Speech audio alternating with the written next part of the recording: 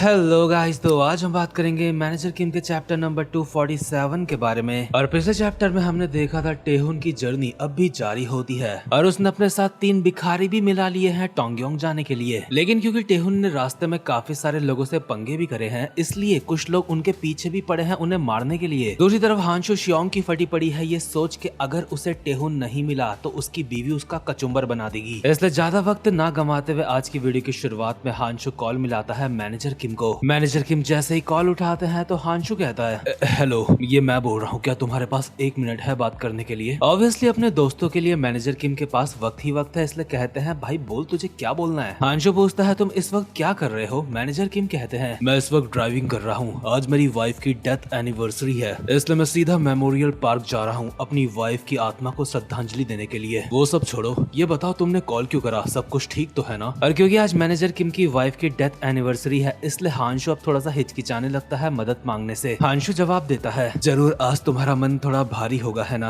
वैसे परेशान मत हो, मेरा सब कुछ ठीक चल रहा है, कोई ज्यादा बड़ी बात नहीं है। मैंने तो बस इसलिए कॉल करा था ये देखने के लिए कि तुम क्या कर रहे हो, तुम्हारा सब कुछ सही चल रहा है ना? कोई दिक्कत वगैरह तो नहीं है ना तुम्हें? मैनेजर किम कहते हैं दिक्कत विक्कत क्या यार, दिक्कतें तो चलती रहती है, सब कुछ वैसा ही चल रहा है जैसा हमेशा चलता ही है, लेकिन तू पक्का किसी दिक्कत में नहीं है ना? हांशु अब भी सच नहीं बताता और कहता है हाँ भाई सब ठीक है, तुझसे बात करके सच में अच्छा लगा, चल ठीक है मिलते हैं बाद में कभी, मैं बाद में कॉल करता हूँ तुझे। कॉल कट होती है और हांशु अपने मन में कहता है मैं उसे नहीं बता पाया, मुझे उसकी कितनी ज्यादा जरूरत है, पता नहीं क्यों मैं उससे पूछ ही नहीं पाया मदद के लिए। पहले के टाइम में हम लोगों के लिए एक दूसरे की मदद करना काफी ज्यादा आसान हुआ करता था, लेकिन जब आज मुझे मदद की जरूरत पड़ी तो मुझे रियलाइज हुआ कि मदद मांगना कितना ज्यादा मुश्किल होता है। खैर कॉल कट हो जाती है और मैनेजर किम फोन को देखते हुए कहते हैं क्या वो किसी मुसीबत में है? मुझे उसके बात करने के तरीके से कोई अच्छी फीलिंग नहीं आ रही थी। दूसरी तरफ हांशु जिनचॉल और मैनेजर किम के बारे में सोचते हुए कहता है एक बंदा डेथ एनिवर्सरी में बिजी है अपनी वाइफ की, और दूसरा वाला इस वक्त जंग में इतना ज्यादा बिजी है कि वो कॉल तक नहीं उठा सकता। लगता है मेरे पास अब और कोई रास्ता नहीं है, इसलिए मुझे कोशिश करनी होगी इस मामले को खुद ही निपटाने की। हाँ मैं ये कर सकता हूँ, मैं ये करके दिखाऊंगा। पर इतने में ही हांशु के थोड़ा ही दूर 2 लौंडे चलते हुए जा रहे होते हैं और एक किसी से कॉल पे बात करते हुए कहता है क्या तूने अभी अभी क्या कहा?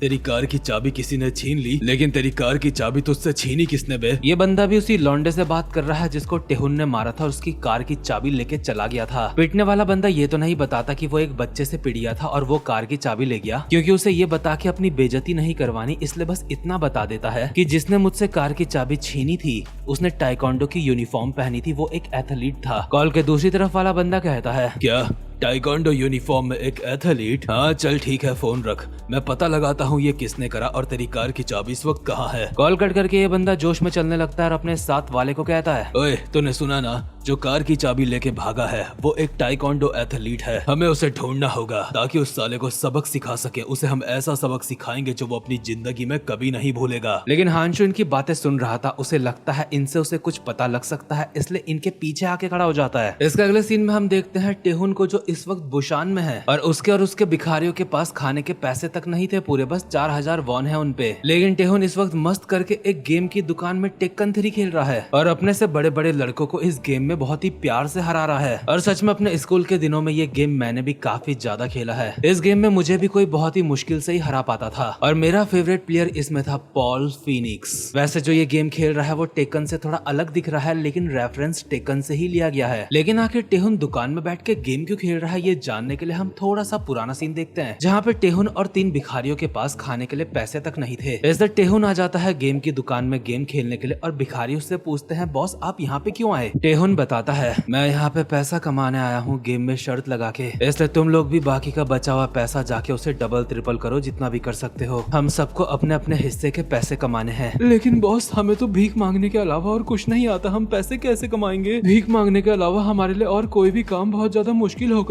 टेहुन इन दोनों के सर पे एक एक मुक्का मार के कहता है अबे सालो कब तक भीख मांग के पैसा कमाते रहोगे और कितना कमा लोगे भीख मांग के? इसलिए भीख मांगना बंद करो और जाके असली पैसा कमाओ असली काम करके। टेहुन तीनों भिखारियों को 1000 वॉन देता है क्योंकि इतने ही बचे हैं, टोटल 3000, और कहता है इन पैसों का इस्तेमाल करके तुम्हें इनसे पैसे कमाने हैं। हम सबको अपने अपने 1000 वॉन से 20,000 वॉन तक कमाने हैं। यानी कि अगर इन चारों ने 20,000 वॉन कमा लिए 1000 वॉन से, तो टोटल इनके पास हो जाएंगे 80,000 वॉन, और ये पेट भर के खाना खा सकेंगे। इसके बाद हम वापस से प्रेजेंट टाइम में आ जाते हैं, जहाँ पे टेहुन सबके साथ गेम खेल के उन्हें हरा रहा होता है शर्त में, और अपने मन में कहता है अगर वो भिखारी लोग अपना अपना पैसा नहीं कमा पाए तो सबका मार मार के कुत्ता बना दूंगा। साथ ही में गेम की दुकान में ये भी अनाउंसमेंट कर देता है, जिसे भी मेरे साथ गेम खेलना है मेरे खिलाफ, वो 500 वॉन यहाँ पे रख दे। जो भी मुझसे जीतेगा उसे वो सारे पैसे मिल जाएंगे जितना भी मेरे पास यहाँ पे जमा होगा। यानी कि टेहुन की सिर्फ एक हार से उसके सारे पैसे चला जाएंगे जितने भी उसने अब तक कमाए होंगे यहाँ पे। खैर टेहुन तो इस तरीके से पैसे कमा रहा है। इसके बाद हम एक भिखारी को देखते हैं जो अपने 1000 वॉन की कुछ पानी की ठंडी बोतलें लेता है दुकान से, और जो लोग बाजार में घूम रहे होते हैं उनके पास टाइम नहीं होता दुकान में बोतल खरीदने का पानी की, उनको जाके बेचता है थोड़ा सा ज्यादा प्राइस में। अगला भिखारी कुछ पटाखे वगैरह खरीदता है जो आसमान में जाके काफी अच्छे से फटते हैं, और उन्हें बेचता है कुछ कपल्स के पास जाके, क्योंकि कपल्स को वो फायरवर्क देखने में काफी मजा आएगा साथ में। इसके बाद बारी आती है आखिरी मोटे भिखारी की। मोटे ने अपने पैसे से जंक फूड के बैग्स खरीदे होते हैं और उन्हें बैठ के बेचने की कोशिश कर रहा होता है, लेकिन इस मोटे का काम अच्छा नहीं चल रहा होता बिल्कुल। इसलिए मोटा सोच में पड़ जाता है, साला अब क्या करूं, पैसे कैसे कमाऊं। मोटे की नजर पड़ती है दो लोगों में जो कुछ सामान लोड कर रहे हैं एक गाड़ी में। मोटा उनसे जाके पूछता है बाबूजी अगर कोई काम है तो बता दो प्लीज, कुछ भी कर लूंगा मैं,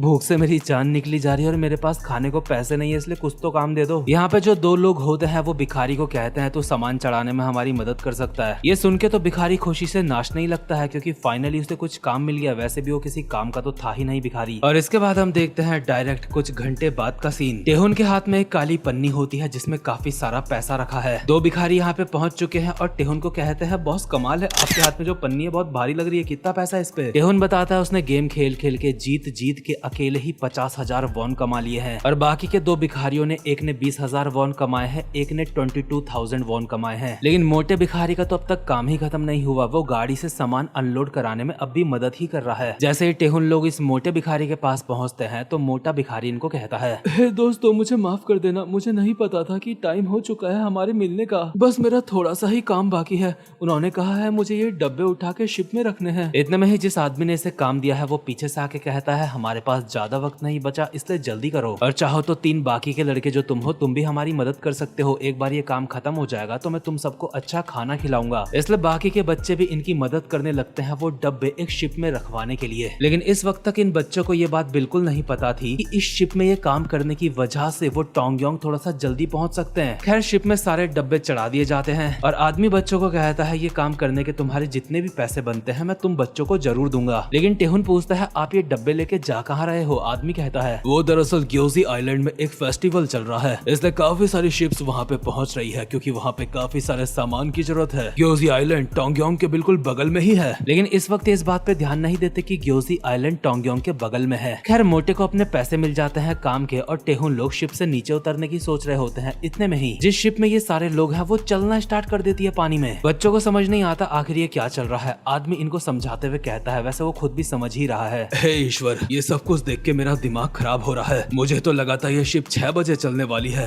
लेकिन ये तो 5 बजे ही चलने लगी, लगता है मुझे गलत पता था। भिखारी बच्चे थोड़े पैनिक में आ जाते हैं और कहते हैं अब हम क्या करें, हम इस शिप में कैसे जा सकते हैं, हमें तो टोंगयोंग जाना है। लेकिन टेहुन कहता है क्या रोना धोना मचा रखा है बे, बात बिल्कुल सिंपल है, हमारे पास और कोई रास्ता नहीं, हमें भी ग्योजी आइलैंड जाना होगा। वैसे भी वो जगह टोंगयोंग के बगल में ही तो है ना, इसलिए हमारा वहाँ जाना बिल्कुल बेस्ट रहेगा और वहाँ से हम सीधा चले जाएंगे टोंगयोंग के लिए। लेकिन दूसरी तरफ हांशू ने जिन लौंडों को रुकाया था उनसे सवाल जवाब करने के लिए, उनमें से एक लौंडा चिढ़ जाता है और हांशू से कहता है, अबे ओए चश्मिश क्या बक रहा है बे, तू ये जानना चाहता है मैं अभी कॉल में किससे बात कर रहा था? मैं जिससे बात कर रहा था वो मेरे छोटे भाई जैसा है, लेकिन तू क्यों पूछ रहा है बे? तुझे इन सारी बातों से क्या मतलब बे चश्मिश? सुन बे हरामखोर, मैं नहीं जानता तू कौन है, लेकिन अगर तू मुझसे कुछ पूछ रहा है तो थोड़ा तमीज से पूछ। लेकिन इतने में ही इस बंदे के साथ का बंदा इसको समझाते हुए कहता है, अरे बड़े भाई इतना गुस्सा मत करो, वो इंसान हांशू शियोंग है, उसने टाइकोंडो में देश के लिए गोल्ड मेडल भी जीते हैं। ये इंसान टाइकोंडो की दुनिया का एक लेजेंड है, इस इंसान से ऐसे भिड़ के हमें कुछ भी हासिल नहीं होने वाला, इसलिए उससे मत लड़ो ऐसे। ये सुन के हांशू को थोड़ा अच्छा लगता है, ये सोच के कि चलो अब इन बच्चों को मारना नहीं पड़ेगा, ये सीधे सीधे बता देंगे मुझे, इसलिए कहता है मुझे लगता है अब हम अच्छे से बात कर सकते हैं, तेरे सबऑर्डिनेट ने तुझे बताया ना कि मैं कौन हूँ। लेकिन लेकिन सबऑर्डिनेट का वो मतलब नहीं था। सबऑर्डिनेट अपनी बात पूरी करते हुए कहता है, अबे मेरा तो बस ये मतलब है, एक फेमस इंसान को मारना सही नहीं रहेगा। अगर हमने हांशु शियोंग का कुत्ता बना दिया और दुनिया में ये पता चल गया तो हमारे लिए मुसीबत हो सकती है। वैसे भी इस जैसे एथलीट्स को स्ट्रीट फाइट्स के बारे में कुछ नहीं पता होता। बड़े भाई, हम चाहे तो इस इंसान का 2 मिनट में कुत्ता बना सकते हैं, लेकिन बाद में हमें कोई मुसीबत ना हो जाए कहीं। लेकिन इसका बड़ा भाई कहता है, अबे साले हरामजादे, तुझे मेरी इतनी ज्यादा चिंता हो रही है, लेकिन चिंता मत कर। तुझे क्या लगता है इस चमन के ऊपर मैं अपनी पूरी ताकत का इस्तेमाल करूंगा किक बॉक्सिंग की? मैं बस इसे हल्की सी प्यार की थपकियां देके समझाऊंगा कि इज्जत से बात कैसे करा जाता है। अबे ओए चश्मिश, आजा चल किसी शांत जगह पे चलते हैं जहाँ पे हम अच्छे से बात कर सके। लेकिन हांशु का मूड खराब हो चुका है और अपने मन में कहता है, मुझे हमेशा ऐसे लोग मिल ही जाते हैं जो आसान रास्ते को छोड़ के मुश्किल रास्ता चुनते हैं। और हांशु शियोंग की पर्सनैलिटी चेंज इस वक्त 22% तक हो चुकी है। और आपको याद दिला दूं, इस वक्त तो हांशु अपने गुस्से को भी कंट्रोल नहीं कर पाता था। यानी कि अगर उसकी पर्सनैलिटी 100% तक चेंज हो गई तो फिर हमें एक ऐसा मॉन्स्टर देखने को मिलने वाला है जिसे जिनचोल पार्क न्यूक्लियर बॉम्ब कहता है, या फिर कहे जिसे जिनचोल पार्क पूरे प्लेनेट का सबसे ज्यादा खतरनाक इंसान मानता है। खैर इसी के साथ ये चैप्टर यहीं पे खत्म होता है। उम्मीद करता हूँ आपको आज की वीडियो भी अच्छी लगी हो, इसलिए वीडियो को लाइक वाइक जो भी हो सब कर लेना, साथ में बेल आइकन को भी प्रेस कर लेना ताकि आगे आने वाली वीडियोस आप मिस ना कर सको। अब मैं मिलूंगा आपसे अपनी नेक्स्ट वीडियो में, तब तक के लिए मजे करो।